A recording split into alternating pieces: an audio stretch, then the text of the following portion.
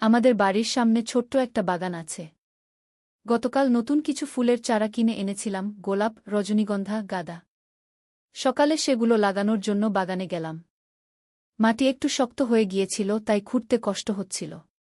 ছেলে দেখে বলল, মা, আমি সাহায্য করি। সে একটা কোদাল এনে মাটি নরম করে দিল। আমরা দুজনে মিলে একটা একটা করে চারা রোপণ করতে লাগলাম।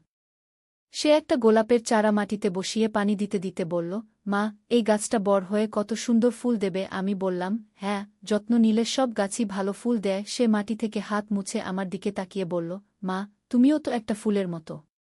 তোমার যত্ন নেওয়ার জন্য আমি আছি। আমি হেসে বললাম, আমি তো বুড়ি হয়ে গেছি। সে মাথা নেড়ে বলল, না মা, তুমি এখনও খুব সুন্দর। এই গোলাপের চেয়েও সুন্দর। আমার গাল লাল হয়ে গেল। সে মাটিতে হাঁটু গেড়ে বসে আমার হাত ধরে বলল, মা, এই বাগানের মতো আমাদের সংসারও হোক। তুমি আমার স্ত্রী হয়ে এই বাগানের মতো আমাদের জীবন সাজাও।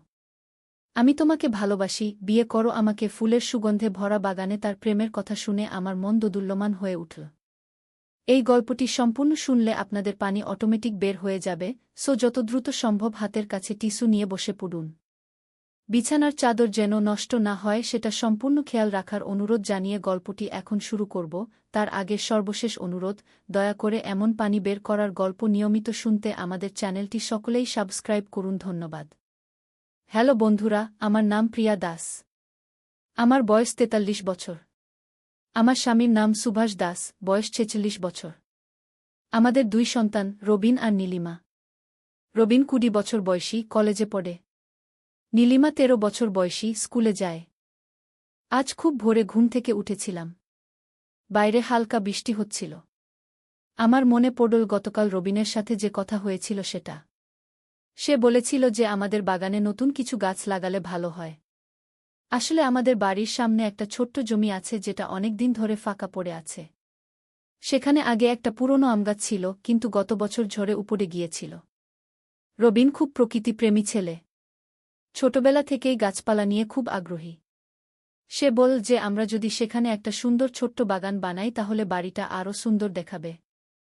আমিও তার কথায় রাজি হয়ে গেলাম। সকালে নাশতার পর আমরা দুজন মিলে স্থানীয় নার্সারিতে গেলাম। সেখানে অনেক ধরনের ফুলের চারা ছিল। রবিন বল যে আমরা গোলাপ, জবা, বেলি, গাঁদা আর কয়েকটা রজনীগন্ধার চারা নিয়ে যাই। আমি আরও কিছু সবজির চারাও নিলাম, টমেটো, মরিচ আর ধনেপাতার। নার্সারির মালিক রহিম কাকা আমাদের দেখে খুব খুশি হলেন। তিনি বললেন, প্রিয়া আপা, আপনার ছেলেটার মতো প্রকৃতিপ্রেমী ছেলে আজকাল খুব কমই দেখা যায়। এই ছেলে নিশ্চয়ই খুব ভালো মানুষ হবে। রবিন একটু লজ্জা পেয়ে গেল। বাড়ি ফিরে এসে আমরা কাজ শুরু করলাম। প্রথমে জমিটা পরিষ্কার করতে হলো। অনেক ঘাস আর আগাছা জন্মেছিল। রবিন একটা কোদাল দিয়ে মাটি খুঁড়তে লাগল। আমি ঝাড়ু দিয়ে পাতা আর আবর্জনা সাফ করলাম। কাজ করতে করতে আমরা গল্পগুজব করছিলাম। রবিন বল যে সে কলেজে বটানি নিয়ে পড়াশোনা করতে চায়। গাছপালা নিয়ে গবেষণা করতে তার খুব ইচ্ছা। আমি তাকে অনুপ্রেরণা দিলাম। বললাম যে যা ভালো লাগে সেটাই করবে, আমরা সব সময় তার পাশে আছি। দুপুরের খাওয়ার সময় সুভাষ অফিস থেকে ফিরল। সে আমাদের কাজ দেখে খুব খুশি হল। সে বল যে সন্ধ্যায় সে ও কাজে হাত লাগাবে। নীলিমা স্কুল থেকে ফিরে এসে আমাদের সাথে যোগ দিল। সে বল যে সে রঙিন ফুলের ব্যবস্থা করবে। বিকেলে আমরা আবার কাজে লেগে গেলাম। মাটি খোঁড়া, সার দেওয়া, পানির ব্যবস্থা করা, সব কিছুই পরিকল্পনা মতো এগিয়ে চল। রবিন খুব যত্ন করে প্রতিটা চারা লাগাল। প্রতিটা গাছের জন্য আলাদা আলাদা জায়গা নির্বাচন করল যাতে সূর্যের আলো এবং পানি পর্যাপ্ত পায়। সে গোলাপের চারা লাগানোর সময় বলল, মা, এই গাছটা বড় হয়ে খুব সুন্দর লাল গোলাপ দেবে। তুমি সেগুলো চুলে লাগাতে পারবে। আমি হেসে বললাম, আমার মতো বুড়ি মানুষ আবার ফুল লাগাবো? সে গম্ভীর হয়ে বলল, তুমি বুড়ি কেন মা? তুমি তো আমার কাছে এই গোলাপের চেয়েও সুন্দর গু। তার কথা শুনে আমার মুখ লাল হয়ে গেল। এমন সময় হঠাৎ করে মাটির নিচ থেকে একটা অদ্ভুত আওয়াজ আসতে লাগল। প্রথমে মনে হলো যেন কেউ কাঁদছে। তারপর সেই কান্নার আওয়াজটা ধীরে ধীরে জোরে হতে লাগল। আমরা সবাই ভয় পেয়ে গেলাম। রবিন কোদাল রেখে দিল। নীলিমা আমার কাছে এসে দাঁড়াল। সুভাষ ও কাজ বন্ধ করে আমাদের দিকে এল। এটা কি আওয়াজ? সুভাষ জিজ্ঞেস করল। জানি না, হঠাৎ করে শুরু হয়েছে, আমি বললাম। আওয়াজটা আরও জোরে হতে লাগল। মনে হচ্ছিল যেন কেউ মাটির নিচ থেকে আমাদের ডাকছে। রবিন সাহস করে বলল, আমরা খোঁড়াখুড়ি করে দেখি কি আছে গু। সুভাষ বলল, না, এটা বিপজ্জনক হতে পারে। আমরা এলাকার বয়স্কদের সাথে কথা বলি। কিন্তু রবিন খুবই কৌতূহলী। সে বলল, মা, আমরা শুধু একটু দেখি। যদি কিছু বিপজ্জনক মনে হয় তাহলে আমরা কাজ বন্ধ করে দেব গু। আমি দ্বিধায় পড়ে গেলাম। একদিকে ভয় লাগছিল, অন্যদিকে কৌতূহল হচ্ছিল। সুভাষ বলল, ঠিক আছে, তবে খুব সাবধানে। রবিন আবার কোদাল নিয়ে মাটি খুঁড়তে শুরু করল। প্রায় 2 ফুট খোঁড়ার পর একটা পুরনো কাঠের বাক্স বের হল। বাক্সটা দেখতে অনেক পুরনো লাগছিল। উপরে কিছু অদ্ভুত চিহ্ন খোদাই করা ছিল। আওয়াজটা হঠাৎ করে বন্ধ হয়ে গেল। চারপাশে নিস্তব্ধতা নেমে এল। এটা কি? নীলিমা কাপা গলা জিজ্ঞেস করল। রবিন বাক্সটা তুলে আনল। বাক্সটা খুলতে যাওয়ার সময় সুভাষ তাকে থামাল। একটু অপেক্ষা কর, আমরা এটা ঘরে নিয়ে গিয়ে দেখি। আমরা বাক্সটা নিয়ে ঘরে গেলাম। বসার ঘরে সবাই একসাথে বসলাম। রবিন খুব সাবধানে বাক্সটা খুল। ভেতরে একটা পুরনো ডায়েরি, কিছু ছবি, একটা চাবি আর একটা নকশা করা কাগজ ছিল। ডায়েরিটা খুলে দেখলাম সেটা প্রায় 50 বছর আগের। লেখা ছিল রমেশচন্দ্র রায়ের ডায়েরি, 1975 সাল। প্রথম পাতাটা পড়তে শুরু করলাম। সেখানে লেখা ছিল, আজ আমার জীবনের সবচেয়ে গুরুত্বপূর্ণ দিন। আমি আমার সমস্ত সম্পত্তি এই বাড়ির নিচে লুকিয়ে রাখছি। যুদ্ধের সময় অনেক কিছু হারিয়েছি, কিন্তু এই সম্পত্তি রক্ষা করতে পেরেছি। আমার মৃত্যুর পর যদি কেউ এটা পায় তাহলে যেন সঠিকভাবে ব্যবহার করে। কি? পরের পাতায় একটা নকশা ছিল।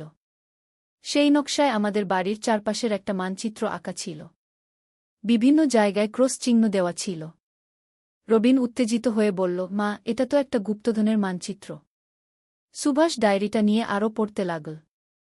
সেখানে রমেশবাবু তার জীবনের গল্প লিখেছিলেন। তিনি ছিলেন একজন স্বাধীনতা সংগ্রামী। ইংরেজদের বিরুদ্ধে লড়াই করতে গিয়ে তাকে অনেক কষ্ট করতে হয়েছিল। তার পরিবারের সবাই মারা গিয়েছিল। শুধু তিনি একা বেঁচে ছিলেন। তিনি লিখেছিলেন যে তার কাছে অনেক স্বর্ণের গহনা, মূল্যবান পাথর আর টাকা পয়সা ছিল।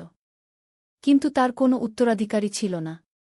তাই তিনি সবকিছু মাটির নিচে লুকিয়ে রেখেছিলেন যাতে ভবিষ্যতে কোনো ভালো মানুষ সেটা পেয়ে ব্যবহার করতে পারে। ডায়েরির শেষের দিকে তিনি লিখেছিলেন, যে এই ডায়েরি পাবে সে যদি সৎ মানুষ হয় তাহলে আমার আশীর্বাদ তার সাথে থাকবে।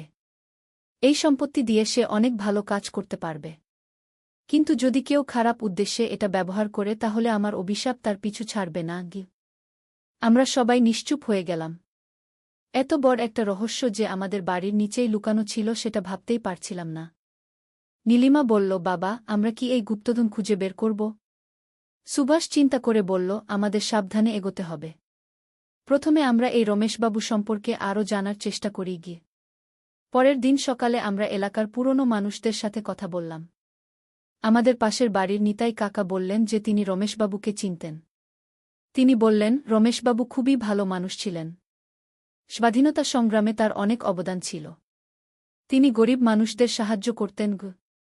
নিতাই কাকা আরও বললেন, রমেশবাবুর কোনো সন্তান ছিল না। তিনি একা একা থাকতেন। মারা যাওয়ার আগে তিনি বলে গিয়েছিলেন যে তার সব কিছু যেন ভালো কাজে ব্যবহার করা হয়। এই কথা শুনে আমাদের আরও সাহস হল। আমরা বুঝতে পারলাম যে রমেশবাবু সত্যিই একজন ভালো মানুষ ছিলেন। সেই দিন বিকেলে আমরা আবার খোঁজাখুঁজি শুরু করলাম। ডায়েরিতে দেওয়া নকশা অনুযায়ী আমরা বিভিন্ন জায়গা খোঁড়া শুরু করলাম। প্রথমে বাগানের পূর্ব কোণে খোঁড়া শুরু করলাম। প্রায় 3 ফুট খোঁড়ার পর একটা মাটির পাত্র পেলাম। সেটা খুলে দেখি ভেতরে অনেক স্বর্ণের মুদ্রা। রবিন খুশিতে চিৎকার করে উঠল, মা, আমরা সত্যিই গুপ্তধন পেয়েছি। তারপর আমরা পশ্চিম দিকে খোঁড়া শুরু করলাম। সেখানে একটা ছোট তামার বাক্স পেলাম। ভেতরে রূপার গহনা আর মূল্যবান পাথর ছিল। এভাবে একের পর এক আমরা অনেক মূল্যবান জিনিস পেতে লাগলাম। একটা বট কলসিতে ছিল প্রচুর টাকা। সন্ধ্যার মধ্যে আমাদের পাওয়া সম্পত্তির পরিমাণ দেখে আমরা অবাক হয়ে গেলাম। এত বেশি সম্পত্তি যে আমরা কল্পনাও করতে পারিনি। সুভাষ বলল, এখন আমাদের সিদ্ধান্ত নিতে হবে যে এই সম্পত্তি দিয়ে আমরা কি করব। আমি বললাম, রমেশবাবু যেমন চেয়েছিলেন আমাদের এটা ভালো কাজে ব্যবহার করতে হবে। রবিন বলল, আমরা এই টাকা দিয়ে এলাকার গরিব ছেলে মেয়েদের পড়াশোনার ব্যবস্থা করতে পারি। নীলিমা বলল, আর আমরা একটা ছোট হাসপাতাল বানাতে পারি। আমরা সবাই মিলে পরিকল্পনা করতে লাগলাম। প্রথমে আমরা আমাদের এলাকার দরিদ্র পরিবারগুলোর তালিকা বানালাম। তারপর ঠিক করলাম যে আমরা তাদের সন্তানদের পড়াশোনার খরচ বহন করব। দ্বিতীয়ত, আমরা একটা ছোট স্বাস্থ্য কেন্দ্র বানানোর কথা ভাবলাম যেখানে গরিব মানুষরা বিনামূল্যে চিকিৎসা পেতে পারবে। তৃতীয়ত, আমরা এলাকার মানুষদের জন্য পরিষ্কার পানির ব্যবস্থা করার কথা ভাবলাম। পরের কয়েক সপ্তাহ আমরা এই কাজগুলো শুরু করলাম। প্রথমে এলাকার ২০ জন দরিদ্র ছেলেমেয়ের পড়াশোনার খরচ দিতে শুরু করলাম। তাদের বইখাতা, স্কুলের ফি, ইউনিফর্ম সব কিছুর ব্যবস্থা করলাম। এরপর আমরা একজন ডাক্তারের সাথে কথা বলে একটা ছোট্ট ক্লিনিক খোলার ব্যবস্থা করলাম। সপ্তাহে ৩ দিন ডাক্তার এসে গরিব মানুষদের বিনামূল্যে দেখতেন। পানির ব্যবস্থার জন্য আমরা একটা টিউবওয়েল বসালাম যেটা সবার জন্য উন্মুক্ত। কয়েক মাস পর আমরা দেখতে পেলাম যে আমাদের এলাকায় অনেক পরিবর্তন এসেছে। দরিদ্র ছেলেমেয়েরা নিয়মিত স্কুলে যাচ্ছে। অসুস্থ মানুষরা সহজেই চিকিৎসা পাচ্ছে। পানির জন্য আর কারও কষ্ট হচ্ছে না। এলাকার মানুষরা আমাদের খুব ধন্যবাদ দিতে লাগল। কিন্তু আমরা তাদের বলতাম যে এই কৃতিত্ব আমাদের নয়, এটা রমেশবাবুর দান। একদিন সন্ধ্যায় আমরা বাগানে বসে চা খাচ্ছিলাম। আমাদের লাগানো ফুলগুলো ততদিনে বড় হয়ে গেছে। গোলাপ ফুটেছে, জবা ফুটেছে, রজনীগন্ধার সুগন্ধ চারদিকে ছড়িয়ে আছে।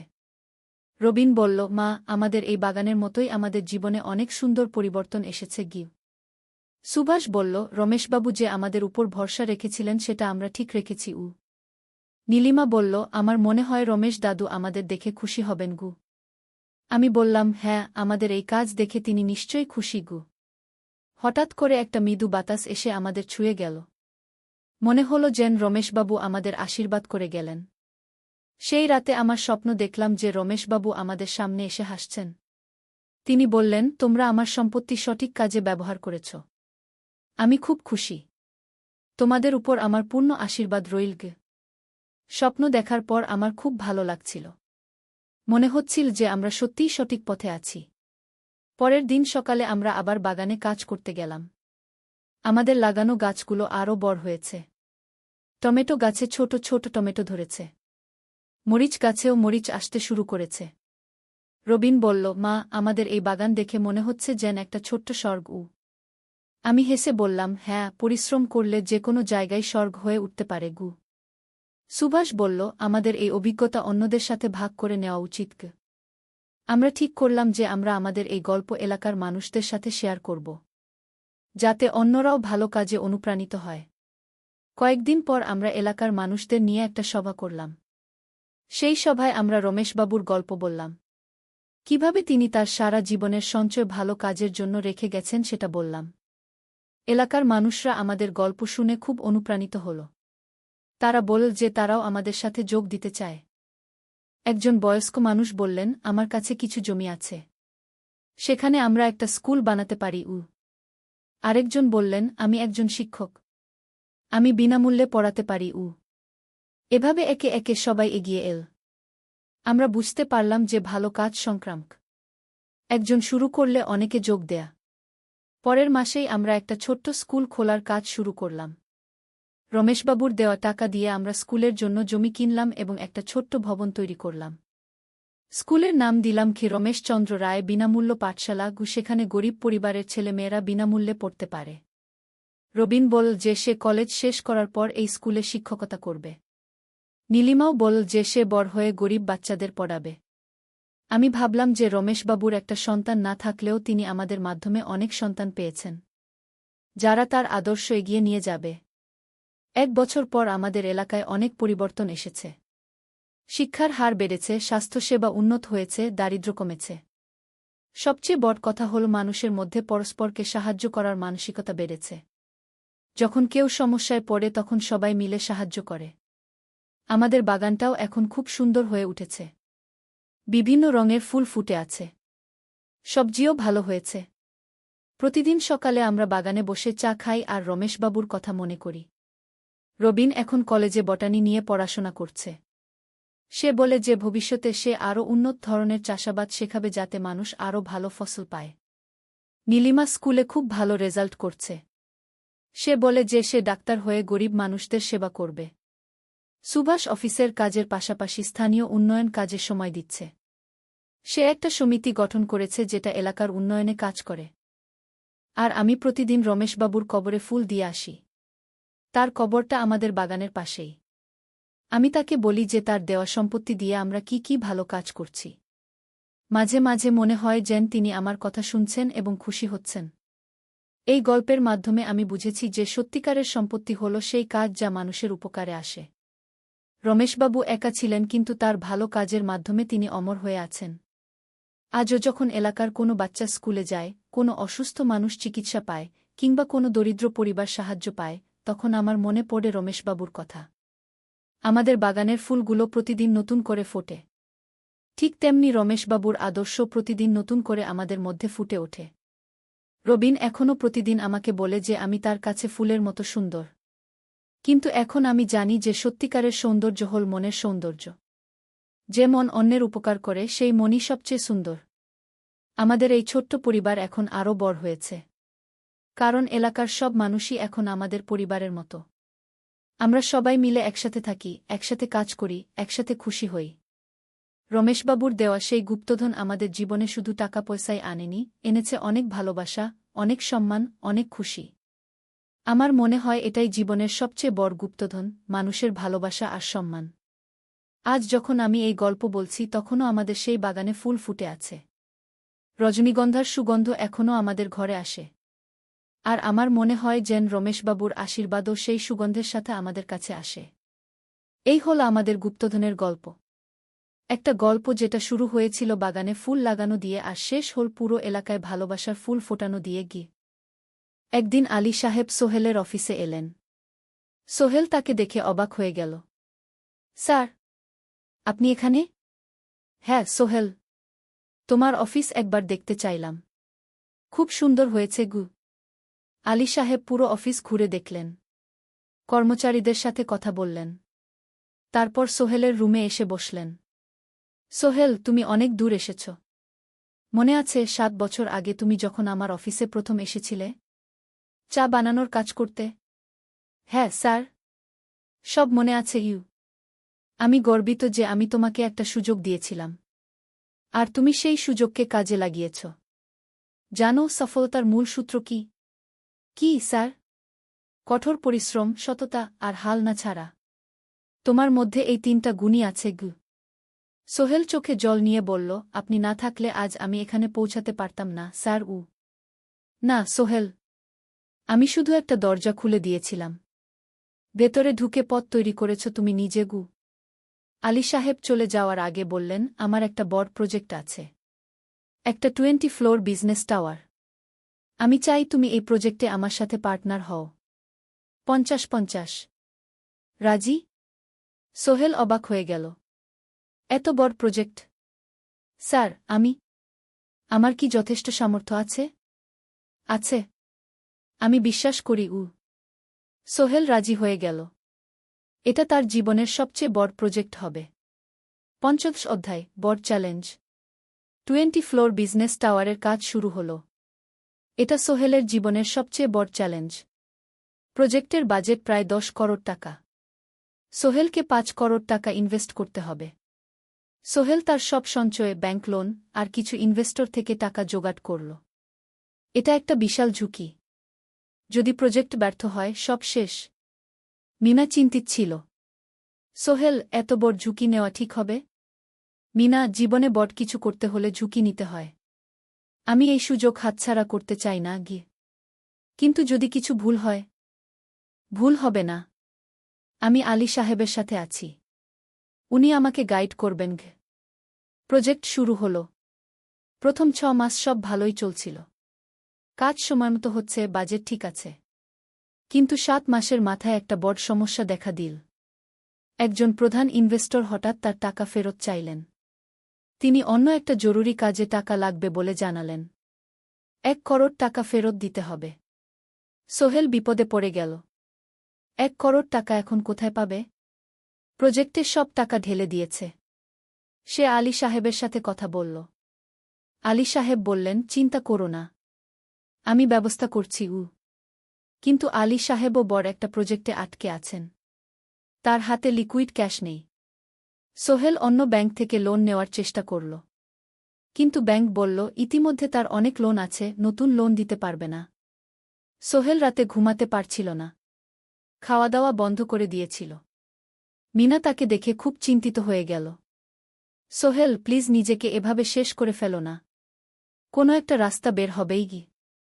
কিন্তু সোহেল কোনো রাস্তা দেখতে পাচ্ছিল না। ইনভেস্টর 15 দিন সময় দিয়েছে। 15 দিনের মধ্যে টাকা ফেরত না দিলে তিনি আইনি ব্যবস্থা নেবেন। 10 দিন কেটে গেল। সোহেল কোনো সমাধান খুঁজে পেল না। সে প্রায় হাল ছেড়ে দিয়েছিল।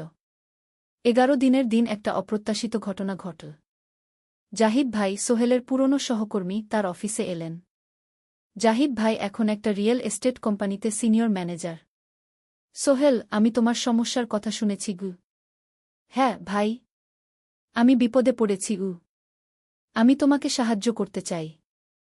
আমার কিছু সঞ্চয় আছে। 5 লাখ টাকা। তুমি নাও। সোহেল চোখে জল নিয়ে বলল, ভাই আমি কিছু বলার দরকার নেই। তুমি আমাকে অনেক কিছু শিখিয়েছ। তোমার কাছ থেকে পরিশ্রম আর সততা শিখেছি। এখন আমার পালা তোমাকে সাহায্য করার। জাহিদ ভাই চলে যাওয়ার পর আরও দুজন এলো। একজন সোহেলের পুরনো ক্লায়েন্ট, আরেকজন তার কর্মচারী। দুজন মিলে আরও 8 লাখ টাকা দিল। করিম মামা 20 লাখ টাকা ব্যবস্থা করলেন। তার কিছু বন্ধুদের কাছ থেকে ধার করে। মিনা তার সব গয়না বিক্রি করে 10 লাখ টাকা দিল। সবাই মিলে প্রায় 45 লাখ টাকা জোগাড় হল। বাকি 65 লাখ টাকা সোহেল তার অফিসের সব অ্যাসেট বিক্রি করে আর একটা প্রাইভেট ফিন্যান্স কোম্পানি থেকে উচ্চ সুদে লোন নিয়ে ব্যবস্থা করল। ঠিক 14 দিনের দিন সোহেল ইনভেস্টরকে 1 করোড় টাকা ফেরত দিল। ইনভেস্টর টাকা নিয়ে চলে গেলেন। সোহেল তার অফিসে ফিরে এসে চেয়ারে বসে কাঁদল। এত চাপ, এত টেনশন, সব যেন একসাথে বের হয়ে এল। মিনা এসে তাকে জড়িয়ে ধরল। আমরা পেরেছি সোহেল। আমরা পেরেছি গু। ষোড়শ অধ্যায়, পুনরুদ্ধার। এই ঘটনার পর সোহেল আরও সাবধান হয়ে গেল। সে বুঝল ব্যবসায় শুধু সাহস নয়, বুদ্ধিও লাগে। ঝুঁকি নিতে হয়, কিন্তু হিসাব করে। প্রজেক্ট চলতে থাকল। এবার সোহেল আরও সতর্কতার সাথে সবকিছু পরিচালনা করল। প্রতিটা খরচ হিসাব করল, প্রতিটা সিদ্ধান্ত ভেবেচিন্তে নিল। আরও 1 বছর পর 20 ফ্লোর বিজনেস টাওয়ার সম্পন্ন হল। চমৎকার বিল্ডিং। শহরের অন্যতম সুন্দর ভবন। বিল্ডিংয়ের উদ্বোধন অনুষ্ঠানে শহরের মেয়র এলেন। অনেক ব্যবসায়ী, সাংবাদিক এল। সোহেলের নাম পত্রিকায় ছাপা হল। স্বপ্নের শহরে এক তরুণ উদ্যোক্তার সফলতার গল্প। প্রজেক্ট থেকে সোহেলের লাভ হল প্রায় 2 করোড় টাকা। এই টাকা দিয়ে সে সব ঋণ শোধ করল। জাহিদ ভাইয়ের টাকা ফেরত দিল। করিম মামার ঋণ শোধ করল। যারা সাহায্য করেছিল সবাইকে টাকা ফেরত দিল। মিনার জন্য নতুন গয়না কিনল। আরও সুন্দর। তার মাকে গ্রামে একটা নতুন পাকা বাড়ি বানিয়ে দিল। মা কাঁদতে কাঁদতে বললেন, তোর বাবা বেঁচে থাকলে কত খুশি হতো। তুই আমার সব স্বপ্ন পূরণ করেছিস গে। সোহেল নিজেদের জন্য একটা ফ্ল্যাট কিনল। 4 রুমের ফ্ল্যাট, সমুদ্রের কাছে। এখন আর ভাড়া বাড়িতে থাকতে হয় না। সপ্তদশ অধ্যায়, প্রতিদান। সোহেল এখন একজন প্রতিষ্ঠিত উদ্যোক্তা। কিন্তু সে তার শেখ ভোলেনি। যে গ্রাম থেকে সে এসেছে, যারা তাকে সাহায্য করেছে, কাউকেই ভোলেনি। সে তার গ্রামে একটা স্কুল বানিয়ে দিল। সোহেল ফাউন্ডেশন স্কুল কো গরিব ছেলেমেয়েরা ফ্রিতে পড়তে পারবে। ভালো শিক্ষক নিযোগ দিল। ভালো পড়াশোনার ব্যবস্থা করল। শহরে একটা ফ্রি মেডিকেল ক্লিনিক খুলল। গরিব মানুষরা ফ্রিতে চিকিৎসা পাবে। প্রতি বছর 10 জন মেধাবী কিন্তু গরিব ছাত্রছাত্রীকে স্কলারশিপ দেওয়া শুরু করল। তারা বিনামূল্যে পড়াশোনা করতে পারবে। একদিন একটা টিভি চ্যানেল সোহেলের ইন্টারভিউ নিতে এল। আপনার সফলতার গোপন সূত্র কি? সোহেল একটু ভেবে বলল, কঠোর পরিশ্রম, সততা আর হাল না ছাড়া। এই 3টা জিনিস যদি কারো মধ্যে থাকে, সে যে কোনো কিছু অর্জন করতে পারে। আর সবচেয়ে বড় কথা, যারা আমাকে সাহায্য করেছে তাদের ছাড়া আমি কিছুই না। একা কেউ সফল হতে পারে না গি। আপনার পরবর্তী স্বপ্ন কি? আমি চাই আরও মানুষকে সাহায্য করতে। আমার মতো যারা গ্রাম থেকে শহরে আসে তাদের জন্য একটা ট্রেনিং সেন্টার খুলব। তারা সেখানে বিভিন্ন স্কিল শিখতে পারবে। চাকরি পাবে। নিজের পায়ে দাঁড়াতে পারবে গু। অষ্টাদশ অধ্যায়, নতুন প্রজন্ম। আরও 5 বছর কেটে গেল। সোহেল এখন ৪৫ বছরের। তার মেয়ে সারা এখন ৯ বছরের। স্কুলে ক্লাস 4-এ পড়ে। খুব মেধাবী মেয়ে। একদিন সারা বাবাকে জিজ্ঞেস করল, বাবা, তুমি কিভাবে এত বড় হলে? আমার বন্ধুরা বলে তুমি একজন সফল মানুষ গো। সোহেল তাকে কোলে নিয়ে বসল। বাবা, তুমি জানো তোমার দাদু ছিলেন একজন স্কুল শিক্ষক। খুব সৎ মানুষ। কিন্তু আমরা গরিব ছিলাম। আমি রিকশা চালাতাম গো। রিকশা? সত্যি? হ্যাঁ। তারপর আমি এই শহরে এলাম। অনেক কষ্ট করেছি। কিন্তু হাল ছাড়িনি। মানুষ আমাকে সাহায্য করেছে। আর আমি কঠোর পরিশ্রম করেছি। বাবা, আমিও কি তোমার মতো হতে পারব? অবশ্যই পারবে বাবা। তবে মনে রেখো, সফলতা মানে শুধু টাকা পয়সা না। সফলতা মানে ভালো মানুষ হওয়া। অন্যদের সাহায্য করা। সৎ থাকা। সারা মাথা নাড়ল। আমি ভালো মানুষ হব বাবা। সোহেল তার মেয়েকে জড়িয়ে ধরল। মনে মনে ভাবল তার জীবনের সব কষ্ট সার্থক হয়েছে। মিনা রান্নাঘর থেকে ডাকল, খাবার তৈরি। এসো। সোহেল সারাকে নিয়ে ডাইনিং টেবিলে গেল। ঋতু এসেছে। সে এখন বিয়ে করেছে, তার একটা ছেলে হয়েছে। সোহেলের মা মাঝে মাঝে চট্টগ্রামে বেড়াতে আসেন। আজও এসেছেন। সবাই মিলে খেতে বসল। হাসিগল্পে ভরা পরিবার। সোহেল তাকাল তার মায়ের দিকে, মিনার দিকে, সারার দিকে, ঋতুর দিকে।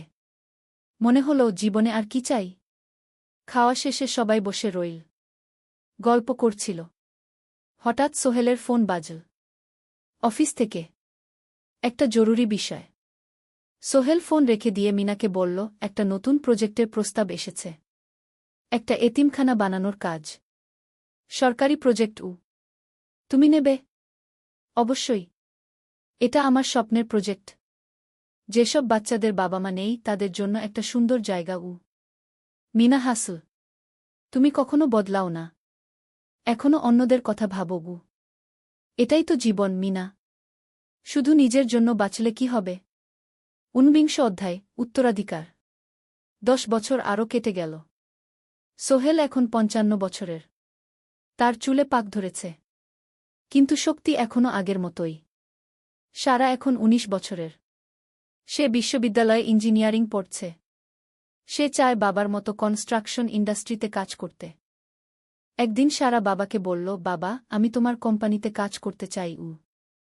এখনও তো তোর পড়াশোনা বাকি। জানি। কিন্তু আমি এখন থেকেই শিখতে চাই। ছুটির দিনে তোমার সাথে সাইটে যেতে চাই। দেখতে চাই কিভাবে কাজ হয়। সোহেল খুশি হয়ে গেল। তার মেয়ে তার পথ অনুসরণ করতে চায়। ঠিক আছে। কিন্তু শর্ত হল, তোকে সবকিছু নিজ থেকে শিখতে হবে। কোনো স্পেশাল ট্রিটমেন্ট পাবি না। আমি তো তাই চাই বাবাগু। সারা তার বাবার সাথে কাজ শিখতে শুরু করল। সে দেখল কিভাবে শ্রমিকরা কাজ করে, কিভাবে ম্যাটেরিয়াল বাছাই করতে হয়, কিভাবে একটা প্রজেক্ট ম্যানেজ করতে হয়। সোহেল তাকে কোনো সহজ পথ দিল না। সারাকেও সবার মতো কষ্ট করতে হল। সাইটে রোদে দাঁড়িয়ে থাকতে হল। শ্রমিকদের সাথে কথা বলতে হল। কিন্তু সারা হাল ছাড়ল না। সে তার বাবার মেয়ে। পরিশ্রম করতে জানে। 3 বছর পর সারা গ্রাজুয়েট হল। সে সোহেলের কোম্পানিতে জুনিয়র প্রজেক্ট ম্যানেজার হিসেবে যোগ দিল।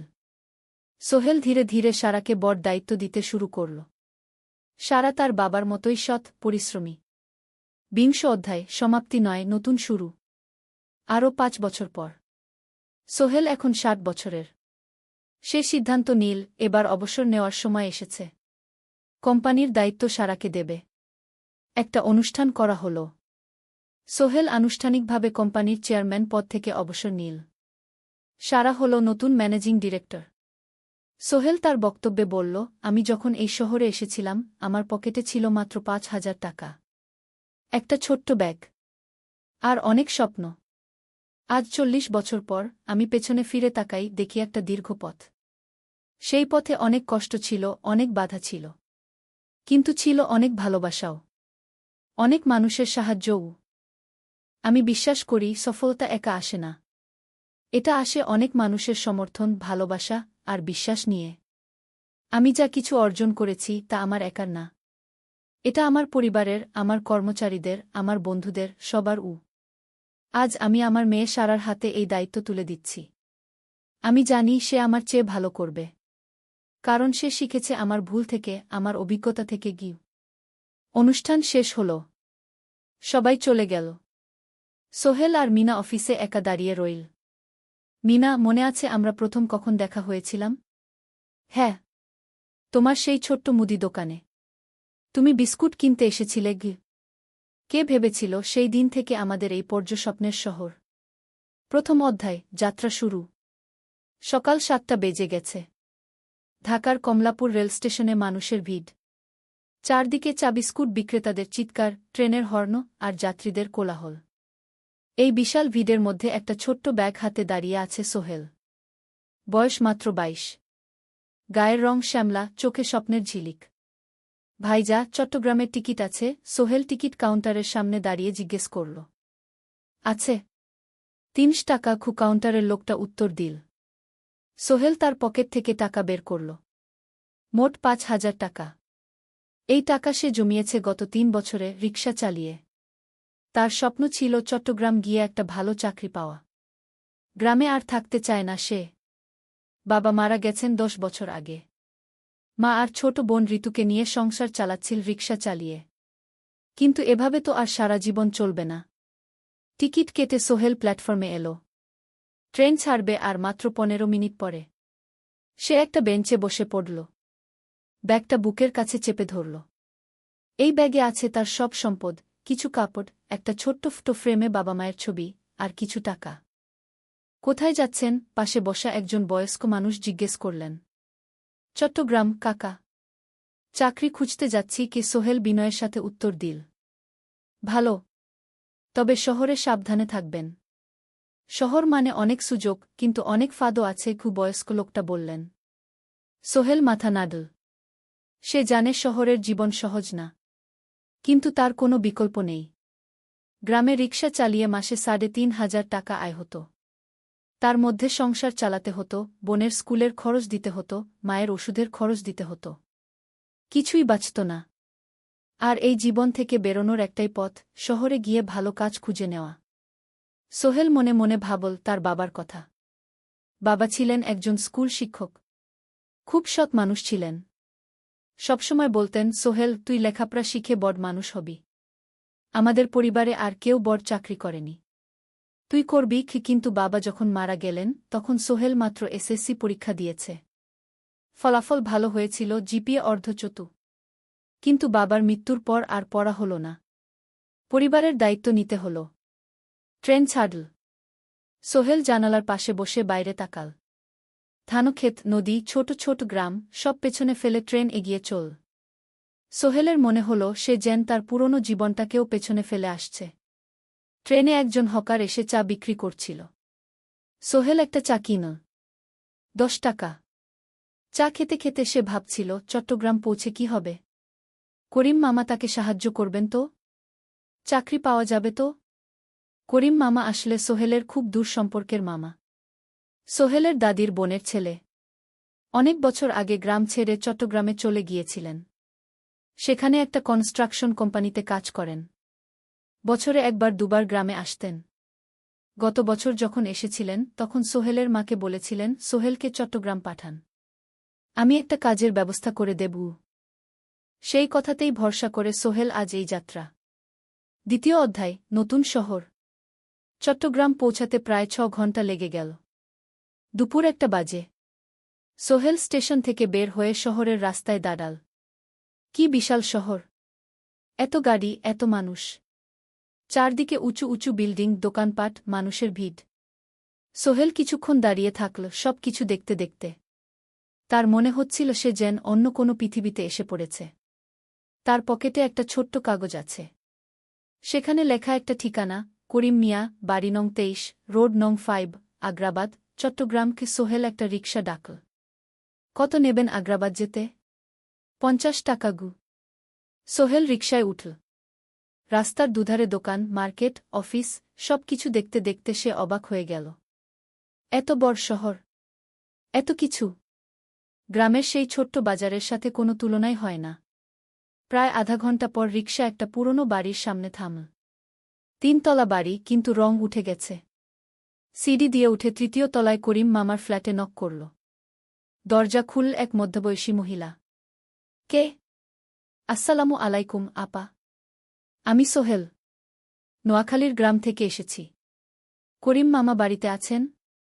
মহিলা তাকে মাথা থেকে পা পর্যন্ত দেখল। করিম তো অফিসে গেছে। তুমি কে? কোথা থেকে এসেছ? সোহেল সব খুলে বলল। মহিলা তাকে ভেতরে ঢুকতে দিল। বসো। করিম সন্ধ্যায় ফিরবে গু। ফ্ল্যাটটা ছোট। 2টো রুম, একটা ছোট্ট রান্নাঘর আর একটা বাথরুম। কিন্তু সোহেলের কাছে খুব সুন্দর লাগল। গ্রামের সেই টিনের ঘরের চেয়ে তো অনেক ভালো। মহিলা তার নাম জানাল সালমা। করিম মামার স্ত্রী। তাদের 2টো ছেলে, একজন ক্লাস 8-এ পড়ে, আরেকজন ক্লাস 5-এ। খেয়েছ? সালমা আপা জিজ্ঞেস করল। না আপা গু। অপেক্ষা করো। ভাত আছে, মাছ আছে। খাও। সোহেল প্রথমে রাজি হতে চাইল না, কিন্তু খুব খিদে পেয়েছিল। সকাল থেকে শুধু একটা চা আর বিস্কুট খেয়েছে। খাওয়া দাওয়ার পর সোহেল বসে রইল। সালমা আপা তাকে গল্প করতে লাগল। তোমার মা কেমন আছেন? তোমার বোন? ভালো আছে আপা। মার একটু গেটে বাত আছে। ওষুধ খাচ্ছেন। বোন স্কুলে পড়ে কু। তুমি কি করতে চাও এখানে? চাকরি খুঁজছি আপা। যে কোনো কাজ করব। বাসায় মা আর বোনকে টাকা পাঠাতে হবে। সালমা আপা মাথা নাড়ল। করিম তোমার জন্য কিছু একটা করবে। সে ভালো মানুষ গ। সারাদিন অপেক্ষা করু সোহেল। সন্ধ্যা 6টায় করিম মামা ফিরলেন। 50-এর কাছাকাছি বয়স, কালো রঙের প্যান্ট শার্ট পরা, হাতে একটা ব্যাগ। আরে সোহেল, কবে এলি? করিম মামা খুশি হয়ে বললেন। আজ সকালে মামা গু। করিম মামা তাকে জড়িয়ে ধরলেন। অনেকদিন পর দেখলাম। কেমন আছিস? ভালো আছি মামা গি। ভালো করেছিস এসে। এখানে অনেক সুযোগ আছে। তোর জন্য একটা কাজের ব্যবস্থা করে দেব। তবে প্রথমে কয়েকদিন এখানে থাক। শহরটা একটু চিনে নে। তারপর কাজে যোগ দিবি। সোহেলের মনে আসার আলো জ্বল। সে ভাবল হয়তো তার ভাগ্য এবার পাল্টাবে। 3য় অধ্যায়, প্রথম চাকরি। 1 সপ্তাহ পরে করিম মামা সোহেলকে তার কোম্পানিতে নিয়ে গেলেন। কোম্পানির নাম আলামিন কনস্ট্রাকশন। অফিসটা শহরের কেন্দ্রে, 5 তলা একটা বিল্ডিংয়ের দোতলায়। মালিক আলী সাহেব। 50-এর কাছাকাছি বয়স, মোটা চেহারা, চোখে সোনার ফ্রেমের চশমা। বড়লোক মানুষ, কিন্তু খুব কড়া। এই ছেলেটাকে কি কাজে লাগাবেন? আলী সাহেব করিম মামাকে জিজ্ঞেস করলেন। স্যার, ও আমার আত্মীয়। গ্রাম থেকে এসেছে। খুব পরিশ্রমী। যে কোনো কাজে লাগাতে পারেন। আলী সাহেব সোহেলের দিকে তাকালেন। তুমি কি পড়েছ? Sir, SSC pass. জিপিএ অর্ধচতু। হুম। ভালো। কম্পিউটার চালাতে পারো? না স্যার, পারি না। কিন্তু শিখতে চাই। আলী সাহেব একটু ভাবলেন। ঠিক আছে। তোমাকে অফিসের কাজে রাখব। ফাইল গুছানো, চা বানানো, কাগজপত্র নিয়ে যাওয়া, না এসব। মাসে 5,000 টাকা। রাজি আছো? জি স্যার। সোহেল খুশি হয়ে গেল।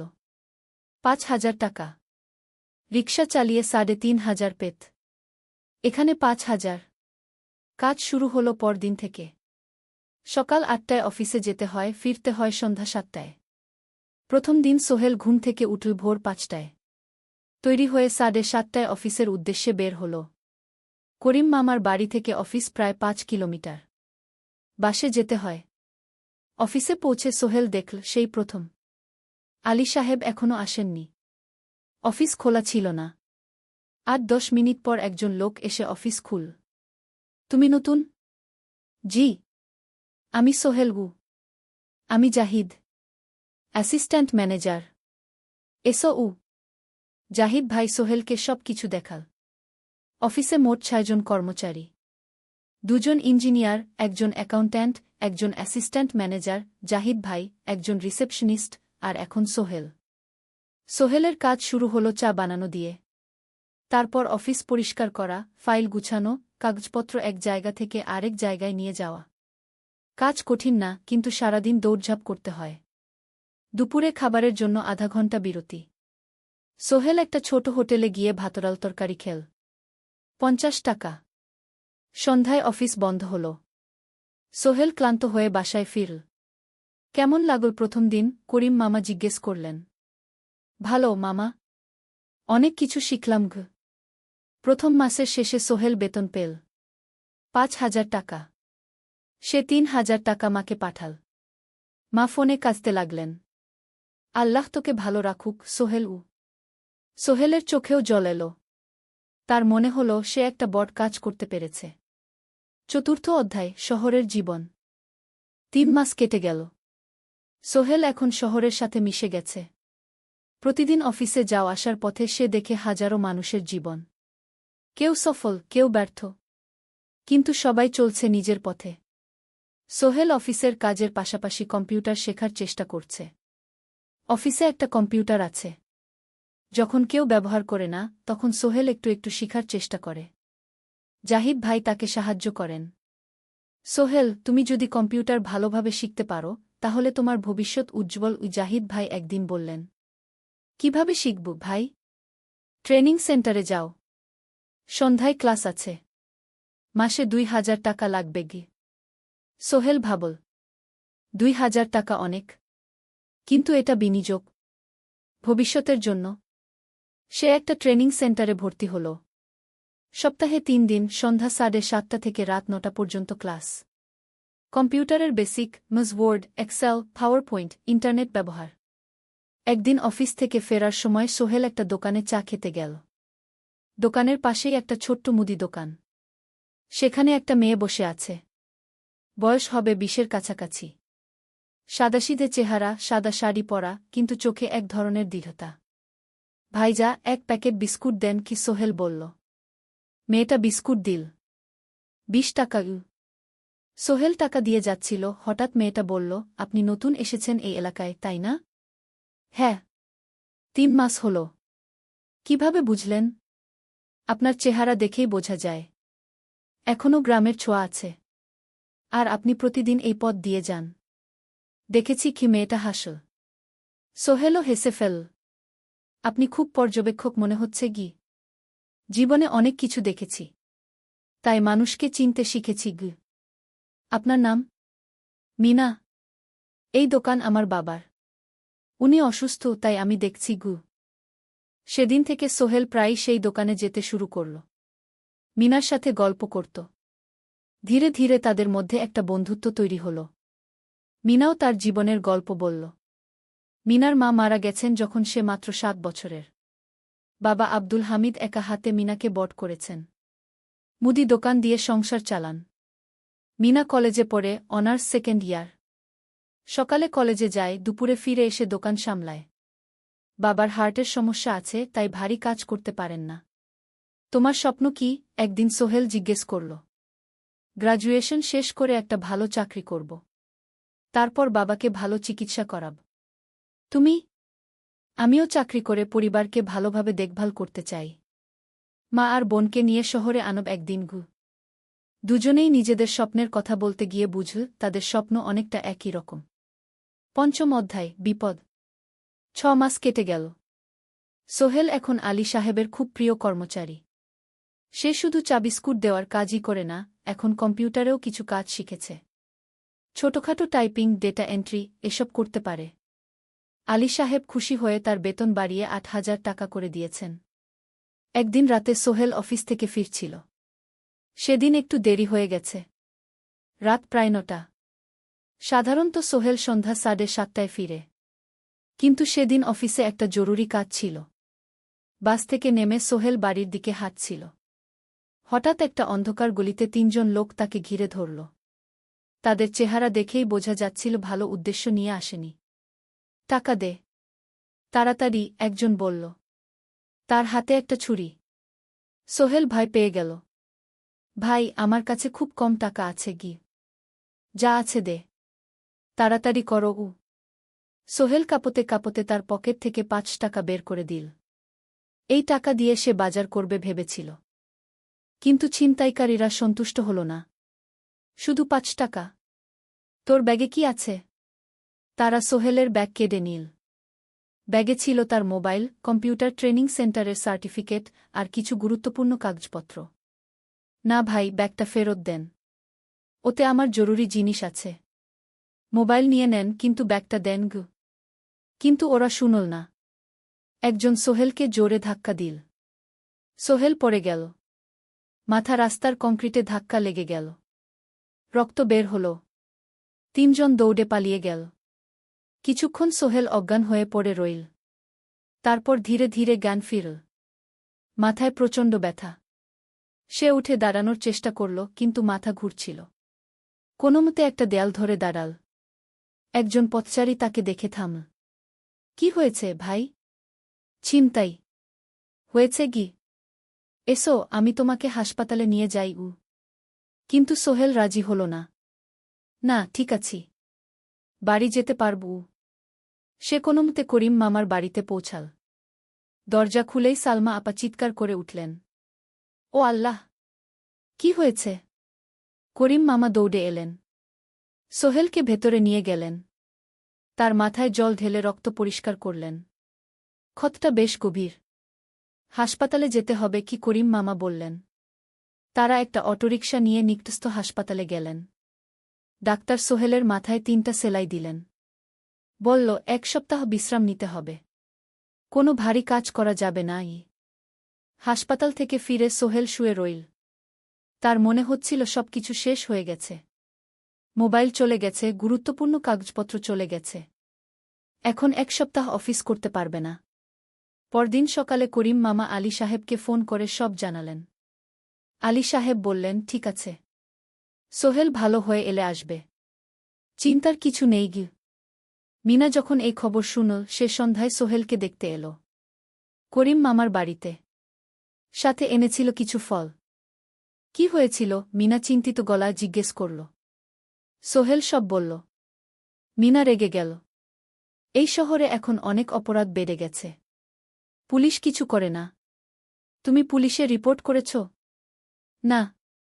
লাভ নেই। তবুও করা উচিত।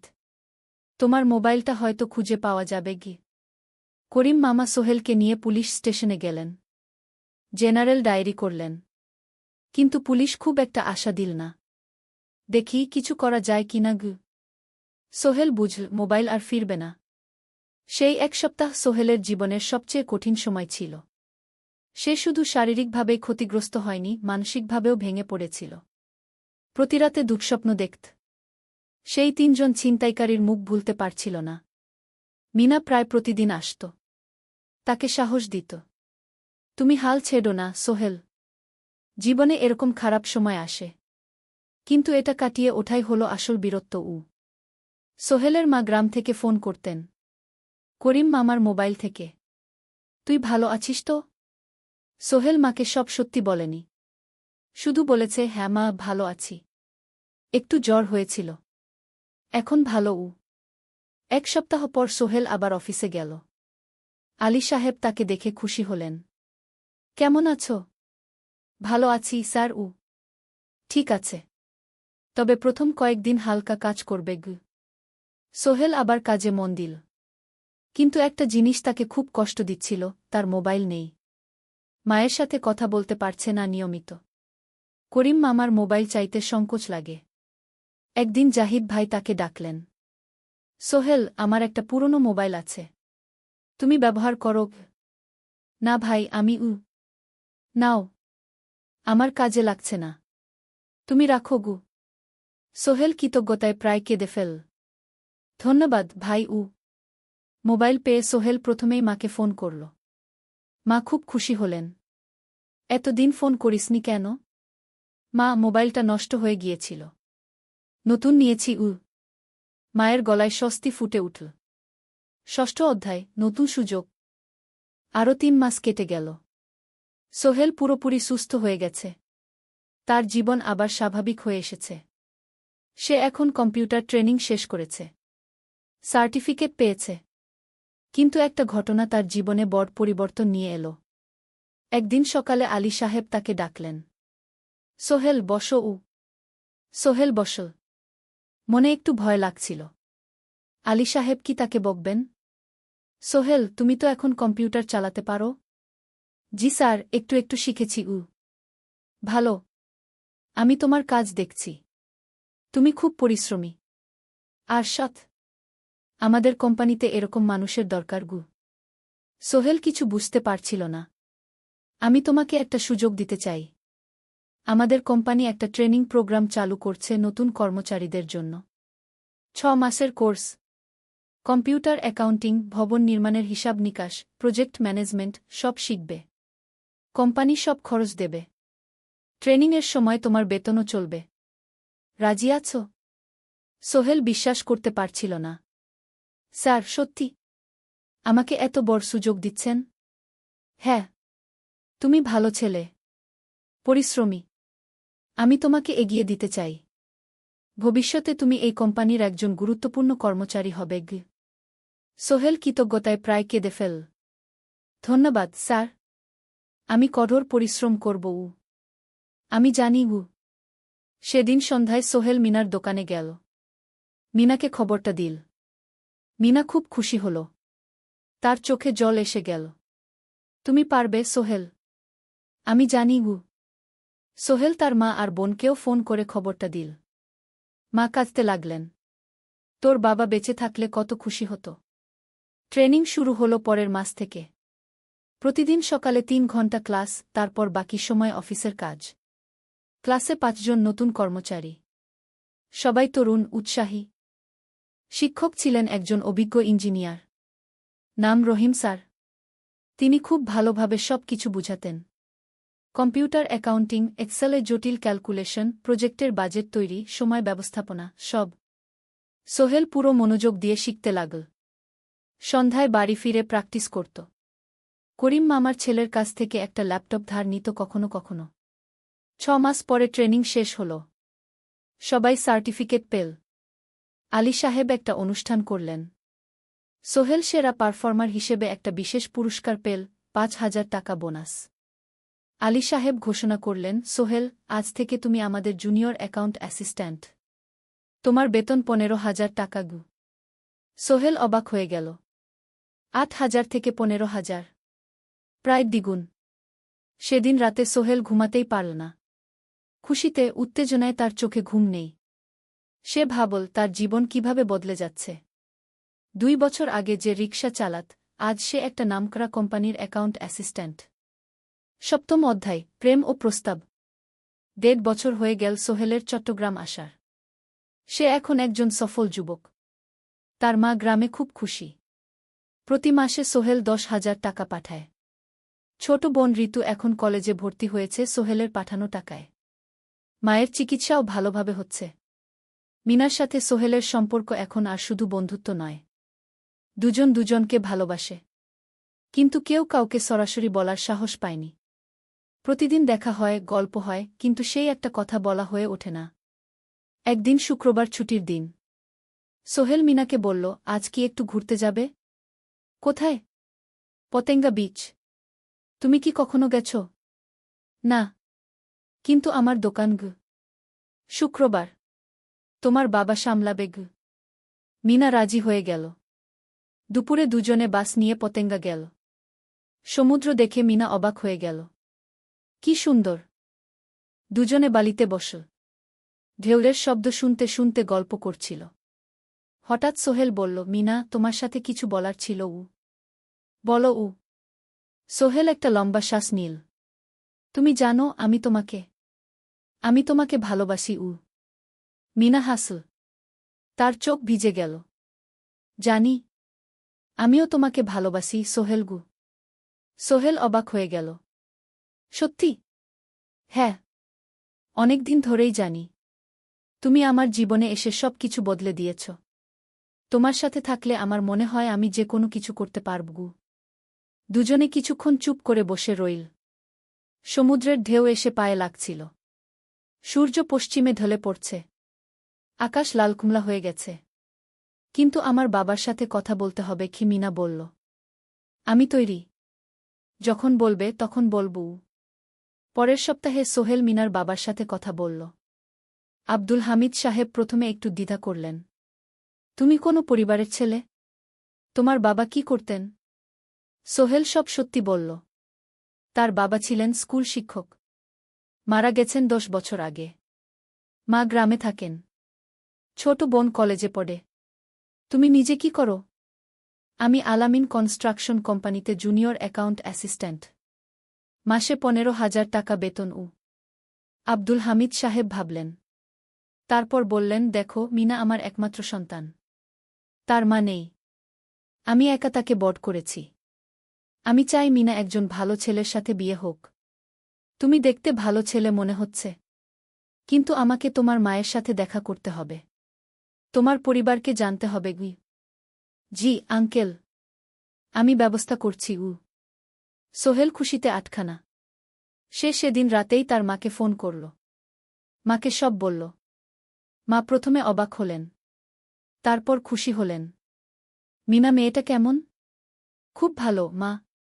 তুমি দেখলে পছন্দ করবে। ঠিক আছে। আমি আর ঋতু আসছি চট্টগ্রাম। 2 সপ্তাহ পর সোহেলের মা আর বোন চট্টগ্রাম এলো। সোহেল তাদের নিয়ে মিনার বাড়িতে গেল। 2 পরিবার একসাথে বসল। মিনার বাবা সোহেলের মাকে দেখে খুশি হলেন। সোহেলের মা সহজ সরল ভদ্রমহিলা। আপনার ছেলে খুব ভালো। মিনা তাকে পছন্দ করে। আমিও রাজি। আব্দুল হামিদ সাহেব বললেন। আমার সোহেল সৎ ছেলে। মিনাকে খুব ভালোবাসে। আমি জানি ও মিনাকে সুখে রাখবে। কি সোহেলের মা বললেন। বিয়ের তারিখ ঠিক হল 3 মাস পর। এই 3 মাসে সোহেল যথেষ্ট টাকা জমাবে। বিয়ে হবে সাদামাটা কিন্তু সুন্দর। 8ম অধ্যায়, নতুন পথ। 3 মাস কেটে গেল দ্রুত। সোহেল প্রতিদিন কঠোর পরিশ্রম করছিল। অফিসে তার কাজের প্রশংসা হচ্ছে। আলী সাহেব তাকে এখন ছোটখাটো প্রজেক্টের হিসাব দেখতে দিচ্ছেন। সোহেল তার সঞ্চিত টাকা দিয়ে বিয়ের আয়োজন করল। বিয়ে হল মিনার বাড়ির কাছের একটা কমিউনিটি সেন্টারে। খুব বেশি লোক আসেনি। 2 পরিবারের আত্মীয় স্বজন আর অফিসের কয়েকজন সহকর্মী। কিন্তু অনুষ্ঠান ছিল খুব সুন্দর। সোহেল যখন মিনাকে বিয়ের পোশাকে দেখল, তার মনে হল পৃথিবীর সবচেয়ে সুন্দর মেয়ে সে। লাল শাড়ি পরা, মুখে হালকা মেকআপ, কিন্তু তার স্বাভাবিক সৌন্দর্য ছিল আসল। বিয়ের পর সোহেল একটা ছোট্ট ফ্ল্যাট ভাড়া নিল। 2 রুমের ফ্ল্যাট, মাসে ভাড়া 5,000 টাকা। মিনা এখনও তার পড়াশোনা চালিয়ে যাচ্ছে। আরও 1 বছর বাকি গ্র্যাজুয়েশন শেষ হতে। সোহেলের মা আর বোন গ্রামে ফিরে গেল। মা বলে গেলেন, সোহেল, মিনাকে ভালো রাখিস। মেয়েরা অনেক ত্যাগ করে সংসার করতে। জানি মা। নতুন জীবন শুরু হল। সোহেল সকালে অফিসে যায়, সন্ধ্যায় ফেরে। মিনা সকালে কলেজে যায়, দুপুরে ফিরে রান্না করে, ঘর গোছায়। সন্ধ্যায় দুজনে একসাথে বসে পড়াশোনা করে, গল্প করে, টিভি দেখে। জীবন সুন্দর ছিল। কিন্তু চ্যালেঞ্জও ছিল। মাসিক খরচ, ভাড়া 5,000, বাজার 3,000, বিদ্যুৎ গ্যাস 1,000, মায়ের জন্য 5,000, মিনার কলেজের খরচ 1,200। মোট প্রায় 14,000 টাকা। বাঁচত মাত্র 1,000 খানেক। কিন্তু সোহেল হাল ছাড়ল না। সে সন্ধ্যায় একটা কম্পিউটার ট্রেনিং সেন্টারে পার্ট টাইম পড়ানো শুরু করল। সপ্তাহে 3 দিন 2 ঘন্টা করে। এতে মাসে আরও 3,000 টাকা আসতে লাগল। মিনাও বসে থাকল না। সে বাড়িতে বসে কয়েকজন স্কুলের ছাত্রছাত্রীকে টিউশন পড়াতে শুরু করল। মাসে 2,000 টাকা আয়। এভাবে কেটে গেল 6 মাস। দুজন মিলে পরিবার চালাচ্ছে, স্বপ্ন দেখছে। একদিন সোহেল বলল, মিনা, আমি একটা নতুন স্বপ্ন দেখছি। কি? আমি নিজে একটা ছোট্ট কনস্ট্রাকশন কোম্পানি খুলতে চাই। ছোট ছোট প্রজেক্ট নেব। বাড়ি মেরামত, ছোট বিল্ডিং বানানো, এসব। তোমার কি যথেষ্ট অভিজ্ঞতা আছে? আছে। আমি 2 বছর ধরে এই কাজের সাথে জড়িত। অনেক কিছু শিখেছি। আর আলী সাহেবও আমাকে সাহায্য করবেন। কিন্তু টাকা কোথায়? কোম্পানি খুলতে তো অনেক টাকা লাগবে। আমি জমাচ্ছি। আরও 1 বছর কাজ করব। তারপর চেষ্টা করব। মিনা তাকে সমর্থন দিল। তুমি পারবে। তোমার মধ্যে সেই শক্তি আছে। 9ম অধ্যায়, চ্যালেঞ্জের সময়। কিন্তু ভাগ্য সবসময় অনুকূলে থাকে না। সোহেল যখন স্বপ্ন দেখছিল নিজের কোম্পানি খোলার, তখনই একটা বড় সমস্যা এলো। আলী সাহেবের কোম্পানি একটা বড় প্রজেক্ট পেয়েছিল। একটা 10তলা বিল্ডিং বানানোর কাজ। কিন্তু প্রজেক্টের প্রধান ইনভেস্টর হঠাৎ পালিয়ে গেল। তিনি কোম্পানির কাছ থেকে প্রায় 50 লাখ টাকা নিয়ে গেছেন, কিন্তু কাজ শেষ হয়নি। কোম্পানি বড় ক্ষতির মুখে পড়ল। আলী সাহেব অনেক কর্মচারীকে ছাঁটাই করতে বাধ্য হলেন। প্রায় 10 জনকে চাকরি থেকে বাদ দিলেন। বাকিদের বেতন কমাতে হল। সোহেলকে আলী সাহেব ডেকে বললেন, সোহেল, আমি তোমাকে রাখতে চাই। তুমি বিশ্বস্ত কর্মচারী। কিন্তু তোমার বেতন কমাতে হবে 15,000 থেকে 10,000 সোহেল মনে মনে চিন্তায় পড়ে গেল। 10,000 টাকায় সংসার চলবে কিভাবে? মায়ের খরচ, ভাড়া, বাজার সব মিলিয়ে তো 14,000 টাকা লাগে। কিন্তু সে কিছু বলল না। ঠিক আছে স্যার। বাড়ি ফিরে সোহেল মিনাকে সব বলল। মিনা চিন্তিত হয়ে গেল। এখন কি হবে? চিন্তা করো না, আমি পার্ট টাইম টিউশনির সময় বাড়াব। আর তুমিও বেশি করে টিউশন নাও।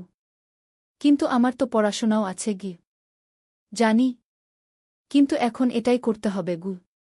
সোহেল সন্ধ্যায় আরও 2টো জায়গায় পার্ট টাইম কাজ খুঁজল। একটা দোকানের সন্ধ্যায় হিসাব দেখার কাজ পেল, মাসে 2,000 টাকা। আরেকটা জায়গায় সপ্তাহান্তে কম্পিউটার রিপেয়ারের কাজ পেল, মাসে 1,500 টাকা। মিনাও 3 জন নতুন স্টুডেন্ট নীল টিউশনে। তার আয় বাড়ল 2,000 থেকে 3,500-এ। কঠিন সময় ছিল। সোহেল সকাল 8টায় অফিসে যেত, সন্ধ্যা 6টায় ফিরত। তারপর একটু বিশ্রাম নিয়ে 7:30টায় বের হতো পার্ট টাইম কাজে। রাত 10টায় বাড়ি ফিরত। রবি-সোমবার কম্পিউটার রিপেয়ারের কাজ। মিনাও সকালে কলেজে যেত, দুপুরে ফিরে রান্না করত, তারপর বিকেলে টিউশন পড়াত। রাতে খাওয়া দাওয়ার পর পড়াশোনা করত। দুজনেরই শরীর খারাপ হতে শুরু করল। সোহেল একদিন অফিসে অজ্ঞান হয়ে পড়ে গেল। ডাক্তার দেখাতে নিয়ে গেল। ডাক্তার বলল, অতিরিক্ত পরিশ্রম, শরীরে পুষ্টির অভাব, ঠিকমতো খাচ্ছেন না মনে হচ্ছে গি। সত্যি কথা, খরচ বাঁচাতে সোহেল আর মিনা অনেক সময় কম খেত। মাংস মাছ কিনত সপ্তাহে একদিন, বাকি সময় শাকসবজি, ডাল। মিনা সোহেলকে বলল, আর নয় সোহেল, তুমি এভাবে নিজেকে শেষ করে ফেলছ। আমার পড়াশোনা বন্ধ করে দিই, আমি ফুল টাইম চাকরি করি গি। না, সোহেল জোর দিয়ে বলল, তোমার পড়াশোনা বন্ধ হবে না। আরও মাত্র 6 মাস বাকি, তুমি গ্রাজুয়েট হবেই গি। কিন্তু তুমি আমি ঠিক হয়ে যাব, চিন্তা করো না গে। কিন্তু পরিস্থিতি আরও খারাপ হলো যখন সোহেলের মায়ের অসুখ হল। হার্টের সমস্যা। হাসপাতালে ভর্তি করতে হল। খরচ 50,000 টাকা। সোহেলের হাতে এত টাকা কোথায়? সে করিম মামার কাছে ধার চাইল। করিম মামা 20,000 টাকা দিলেন। বাকি 30,000 টাকা সোহেল একটা এনজিও থেকে ঋণ নিল। সুদের হার মাসে 2%। মায়ের চিকিৎসা হল, তিনি সুস্থ হয়ে গেলেন। কিন্তু সোহেল এখন ঋণের বোঝায় পড়ে গেল। প্রতি মাসে 3,000 টাকা করে কিস্তি দিতে হবে। সেই রাতে সোহেল আর মিনা বিছানায় শুয়ে কথা বলছিল। সোহেল বলল, মিনা, আমি মনে হয় ভুল করেছি। শহরে এসে বিয়ে করে তোমাকে কষ্টে ফেলেছি গু। মিনা তার হাত ধরল। না সোহেল, তুমি ভুল করনি। জীবনে এরকম খারাপ সময় আসে, কিন্তু এটা কাটিয়ে ওঠাই হলো আসল শক্তি। আমরা একসাথে আছি, একসাথে থাকব, সব কিছু ঠিক হয়ে যাবে। মিনার কথায় সোহেল একটু সাহস পেল। হ্যাঁ, হাল ছাড়া যাবে না। 10ম অধ্যায়, আলোর দিকে। 3 মাস পরে পরিস্থিতি একটু ভালো হতে শুরু করল। আলী সাহেবের কোম্পানি একটা নতুন প্রজেক্ট পেল, একটা স্কুল বিল্ডিং বানানোর কাজ। কোম্পানি আবার স্থিতিশীল হতে শুরু করল। আলী সাহেব সোহেলকে ডেকে বললেন, সোহেল, আমি তোমার কঠোর পরিশ্রম দেখেছি। খারাপ সময়েও তুমি কোম্পানি ছেড়ে যাওনি। আমি কৃতজ্ঞ। আজ থেকে তোমার বেতন আবার 15,000 টাকা। সোহেল খুশি হয়ে গেল। ধন্যবাদ স্যার। মিনাও গ্রাজুয়েশন শেষ করল, ভালো ফলাফল করল। সে এখন চাকরি খুঁজছে। একদিন মিনা একটা প্রাইভেট স্কুলে শিক্ষিকার ইন্টারভিউ দিতে গেল। ইন্টারভিউ ভালো হল, তাকে নিযোগ দেওয়া হল। বেতন 12,000 টাকা। সেদিন সন্ধ্যায় দুজনে মিলে একটা ছোট্ট পার্টি করল। একটা বিরিয়ানি কিনল, কোমল পানীয় কিনল। দুজনে মিলে খেল। আমরা পেরেছি, সোহেল মিনা বলল। হ্যাঁ, আমরা পেরেছি গু। এখন দুজনের মিলিয়ে আয় ২৭,০০০ টাকা। খরচ চালানোর পর প্রায় ১০,০০০ টাকা বাঁচে। সোহেল এই টাকা দিয়ে লেন শোধ করতে শুরু করল। পার্ট টাইম কাজগুলো ছেড়ে দিল। শরীরের যত্ন নেওয়া শুরু করল। আরও ৬ মাস পরে সোহেলের কাছে একটা বড় সুযোগ এল। আলী সাহেব একদিন তাকে ডাকলেন। সোহেল, তুমি কি নিজের ব্যবসা করতে চাও? স্যার, আমি তোমাকে একটা ছোট্ট প্রজেক্ট দিতে চাই। একটা ৩ তলা বিল্ডিংয়ের কনস্ট্রাকশন। তুমি ম্যানেজ করবে, আমি শুধু সুপারভাইজ করব। লাভের ৫০% তোমার গু। সোহেল ভাবল, এটা একটা বড় সুযোগ, কিন্তু ঝুঁকিও আছে। যদি কাজটা ভালোভাবে না হয়? স্যার, আমি চেষ্টা করব। কিন্তু যদি ভুল হয়? ভুল হবে না। আমি তোমার উপর বিশ্বাস রাখছি। তুমি পারবে গু। সোহেল রাজি হয়ে গেল। এই প্রজেক্ট তার জীবনে টার্নিং পয়েন্ট হতে পারে। একাদশ অধ্যায়, স্বপ্ন পূরণের পথে। পরের ৬ মাস সোহেল খুব কঠোর পরিশ্রম করল। প্রজেক্টটা ম্যানেজ করা সহজ ছিল না। শ্রমিক নিযোগ, ম্যাটেরিয়াল কেনা, কাজের তদারকি, সময়মতো কাজ শেষ করা, সব দায়িত্ব তার। প্রথম ২ মাস খুব চাপের মধ্যে গেল। একদিন একজন শ্রমিক কাজ করতে গিয়ে আহত হল। সোহেল তাকে হাসপাতালে নিয়ে গেল, তার চিকিৎসার খরচ দিল। এতে প্রজেক্টের বাজেট একটু বাড়ল, কিন্তু সোহেল জানত এটা করা দরকার। আরেকদিন ভুল ম্যাটেরিয়াল ডেলিভারি হল। সোহেল সেগুলো ফেরত পাঠাল, সঠিক জিনিস আনাল। এতে ৩ দিন দেরি হল, কিন্তু কাজের মান ঠিক রইল। মিনা তাকে সবসময় সাপোর্ট করছিল। সে এখন চাকরিতে স্থিতিশীল। স্কুলের বাচ্চারা তাকে পছন্দ করে। প্রিন্সিপাল তার কাজে খুশি। প্রজেক্ট শেষ হল ৬ মাসে। সময়মতো, বাজেটের মধ্যে। বিল্ডিংয়ের মালিক খুব খুশি হলেন। তিনি আলী সাহেবকে ধন্যবাদ দিলেন। আলী সাহেব বললেন, ধন্যবাদ আমাকে না, এই ছেলেকে দিন। সোহেল পুরো প্রজেক্ট ম্যানেজ করেছে গু। প্রজেক্ট থেকে মোট লাভ হল ৩ লাখ টাকা। সোহেল পেল ১.৫ লাখ টাকা। তার জীবনে এত টাকা এই প্রথম। সে করিম মামার ঋণ শোধ করল। এনজিওর বাকি ঋণ শোধ করল। তারপর তার মাকে ৫০,০০০ টাকা পাঠাল। মা দিয়ে গ্রামের বাড়িটা একটু মেরামত করাল, বোন ঋতুর জন্য একটা ল্যাপটপ কিনল। বাকি টাকা দিয়ে সোহেল একটা ব্যাংক অ্যাকাউন্টে জমা রাখল। ভবিষ্যতের জন্য। আলী সাহেব সোহেলকে আরও ২টো প্রজেক্ট দিলেন। এবার একটু বড়। সোহেল আত্মবিশ্বাসের সাথে সেগুলোও শেষ করল। ২ বছর পরে সোহেল সিদ্ধান্ত নিল, এবার নিজের কোম্পানি খোলার সময় এসেছে। দ্বাদশ অধ্যায়, নতুন শুরু। সোহেল তার সব জমানো টাকা দিয়ে একটা ছোট্ট অফিস ভাড়া নিল। ২ রুমের অফিস। একটা রুমে কাজের জায়গা, আরেকটায় ছোট্ট মিটিং রুম। অফিসের সামনে একটা বোর্ড লাগাল, Sohel construction and development. Mina তাকে সাহায্য করছিল। সে অফিসের অ্যাকাউন্টস দেখত সন্ধ্যায় স্কুল থেকে ফিরে। দুজন মিলে একটা টিম। প্রথমে ছোট ছোট কাজ নিল। বাড়ি মেরামত, দোকান সংস্কার, ছোট বিল্ডিং কনস্ট্রাকশন। কাজের মান ভালো রাখার চেষ্টা করল। সময়মতো শেষ করল। দাম ন্যায্য রাখল।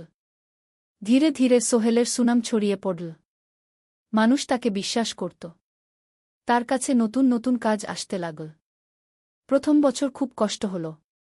কখনো লাভ হতো, কখনো লস। কিন্তু সোহেল থেমে থাকল না। সে শিখতে লাগল ব্যবসা কিভাবে চালাতে হয়। দ্বিতীয় বছরে পরিস্থিতি ভালো হল। সোহেল এখন ৩ জন স্থায়ী কর্মচারী নিযোগ দিল। একজন ইঞ্জিনিয়ার, একজন সুপারভাইজার, একজন অফিস সহায়ক। তৃতীয় বছরে একটা বড় প্রজেক্ট পেল। একটা স্কুল বিল্ডিং বানানোর কাজ। ৫ তলা বিল্ডিং। সোহেল পুরো মনোযোগ দিয়ে কাজটা করল। শ্রমিকদের ভালো বেতন দিল, ভালো ম্যাটেরিয়াল ব্যবহার করল, সময়মতো কাজ শেষ করল। স্কুল কর্তৃপক্ষ খুব খুশি হল। তারা সোহেলের কাজের প্রশংসা করল। এই প্রজেক্ট থেকে সোহেল প্রায় ৫ লাখ টাকা লাভ করল। এই টাকা দিয়ে সে আরও ভালো একটা অফিস নিল। আরও কর্মচারী নিযোগ দিল। এখন তার কোম্পানিতে ১০ জন স্থায়ী কর্মচারী। প্রজেক্ট অনুযায়ী আরও শ্রমিক নিযোগ দেওয়া হয়। ত্রয়োদশ অধ্যায়, পরিবার। এদিকে সোহেল আর মিনার সংসারেও খুশির খবর এল। মিনা গর্ভবতী। ৯ মাস পর তাদের একটা মেয়ে হল। নাম রাখল সারা। সারা যখন জন্মাল সোহেলের মা আর বোন চট্টগ্রামে এলো। মা 1 মাস থেকে গেলেন। মিনাকে সাহায্য করলেন। সোহেল এখন একটা বড় ফ্ল্যাট ভাড়া নিয়েছে। 3 রুমের ফ্ল্যাট। একটা রুমে সোহেল, মিনা, একটায় সারা, আরেকটায় অতিথি রুম। মায়ের জন্য সোহেল সিদ্ধান্ত নিল তাকে চট্টগ্রামে নিয়ে আসবে। গ্রামে একা থাকা ঠিক না। কিন্তু মা রাজি হলেন না। না বাবা, আমি গ্রামেই থাকব। এখানে আমার পরিচিত মানুষ আছে। তোর বোনকে নিয়ে যা। ও ঢাকায় পড়ছে, চট্টগ্রামে এনে ভালো কোথাও ভর্তি করিয়ে দেগি। সোহেল তাই করল। ঋতুকে চট্টগ্রাম বিশ্ববিদ্যালয়ে ভর্তি করিয়ে দিল। ঋতু এখন সোহেলের ফ্ল্যাটে থাকে, বিশ্ববিদ্যালয়ে পড়ে। সোহেলের মনে হল তার জীবন এখন পরিপূর্ণ। স্ত্রী, মেয়ে, বোন সবাই তার কাছে। ব্যবসা ভালো চলছে। মা গ্রামে সুখে আছেন। 14 অধ্যায়, সফলতার শিখরে। 5 বছর কেটে গেল। সোহেল এখন একজন সফল উদ্যোক্তা। তার কোম্পানি কি সোহেল কনস্ট্রাকশন অ্যান্ড ডেভেলপমেন্ট এখন চট্টগ্রামে বেশ পরিচিত।